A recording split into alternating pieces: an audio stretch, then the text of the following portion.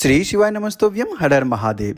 भिलाई छत्तीसगढ़ से चल रही प्रथम दिवस की श्री एकांतेश्वर शिव महापुराण कथा समाप्त हो चुकी है और आज की कथा में गुरुजी ने बहुत ही सुंदर सुंदर उपाय और जानकारी दी है। और आज के कथा में गुरुजी ने बहुत ही सुंदर सुंदर पत्र भी पढ़े हैं। अगर आपने किसी भी कारणवश आज की कथा नहीं सुने हैं तो इस छोटे से वीडियो के माध्यम से आज की कथा के पूरा रसतत्व आप आज की कथा का सुन सकते हैं या समझ सकते हैं।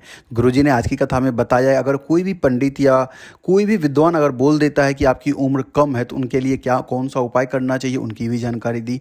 और गुरुजी ने एक उपाय यह भी बताया कि अगर आपको कहीं भी एकांत में रखा हुआ शिवलिंग दिख जाता है तो उनकी पूजा अर्चना करने से आपको तीन चीज़ प्रदान होता है। सबसे पहला कि आपकी उम्र बढ़ता है, दूसरा आपके शरीर में कभी भी बीमारी नहीं आने देता और आपके जीवन में वैभव लक्ष्मी की कभी कमी नहीं होती है।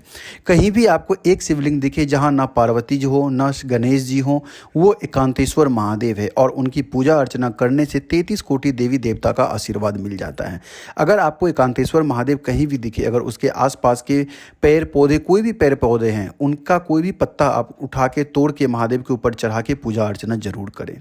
उनके बाद आज की कथा में जो पहला पत्र आया हुआ था वो पत्र था लक्ष्मी सिन्हा जी का। उन्होंने पत्र में लिखा था कि उनकी शादी के 17 साल हो गए थे लेकिन उन्हें संतान की प्राप्ति नहीं हो रही थी। सारे डॉक्टर से इलाज करवा लिया, रायपुर दिखा लिया, बिलासपुर दिखा लिया, कुछ भी नहीं हुआ। लोगों ने जो सब उपाय बताए वो भी किया, गोद भरवाई भी की, लेकिन कुछ भी नहीं हुआ। फिर उन्होंने आपकी कथा सुनना शुरू कर दिया और पशुपतिनाथ का व्रत भी शुरू कर दिया।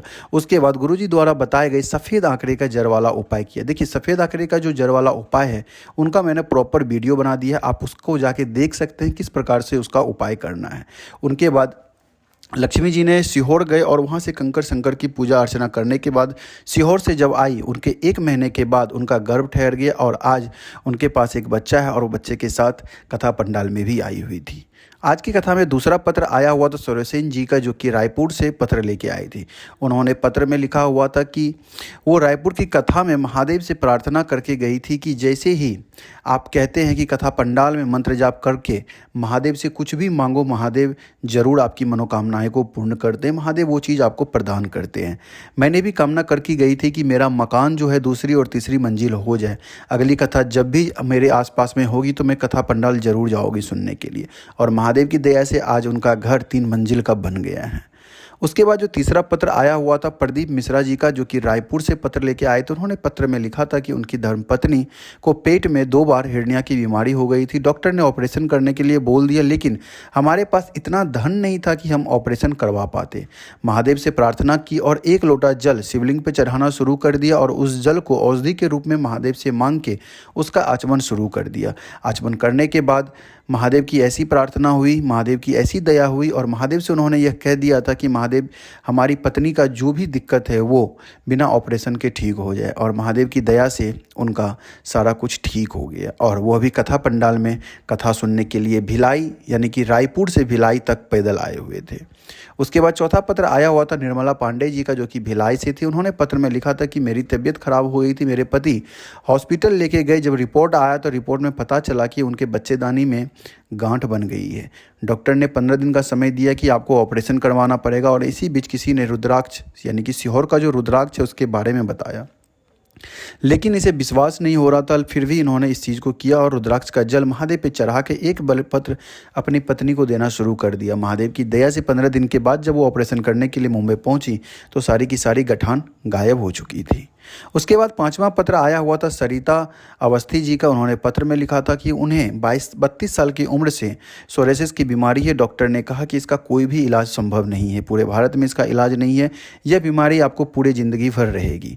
शरीर से खाल गिरता रहता था, शरीर में खुजली होते रहते थे, लोग हीन भावना से देखते थे, उनके बगल में बैठते नहीं थे। और इन्होंने महादेव से प्रार्थना की, महादेव के साथ बैठना शुरू कर दिया, महादेव पे जल चढ़ाना शुरू किया और उसी जल का आचमन और शरीर में लगाना शुरू कर दिया। महादेव की दया से आज की कथा के पंडाल में बैठ के कथा सुन रही थी। उसके बाद 6वां पत्र आया था। 6वां पत्र जो आया था वो था दिवांगना जी का, जो कि पत्र लेके आए थे और पत्र में उन्होंने लिखा था कि 10 साल से उन्हें संतान का सुख नहीं था। सारे डॉक्टर से दिखा लिए, सभी डॉक्टर ने मना कर दिया कि आपके गर्भाशय में दिक्कत है, आप कभी भी संतान को जन्म नहीं दे सकते हैं। उसके बाद उन्होंने गुरुजी द्वारा बताया गया सफ़ेद आंकड़े के जर वाला उपाय किया और उनके बाद आज उनका गर्भ ठहर गया है। तो ये सब महादेव की दया है, महादेव पे विश्वास है तो सब कुछ संभव है। उसके बाद गुरुजी ने एक उपाय बताया था कि अगर आपकी पत्रिका को देख के कोई भी पंडित या विद्वान कह दे कि आपकी आयु उम्र कम है, तो आपको क्या करना है कि एकांतेश्वर महादेव का पूजा अर्चना करना शुरू कर दीजिए। एकांतेश्वर महादेव का नाम जप करना शुरू कर दीजिए, या नहीं तो श्री शिवाय नमस्तोभ्यम ओम नमः शिवाय का मंत्र का जाप करना शुरू कर दिए। महादेव की दया से धीरे धीरे सब कुछ ठीक हो जाएगा। अगर आपको आज की कथा का सभी पत्र कैसा लगा तो प्लीज़ कमेंट करके बताइएगा कि आपको आज का पत्र कैसा लगा और ये वीडियो कैसी लगी। मिलते हैं और भी इस तरह की जानकारी के साथ, तब तक के लिए श्री शिवाय नमस्तोभ्यम, हर हर महादेव।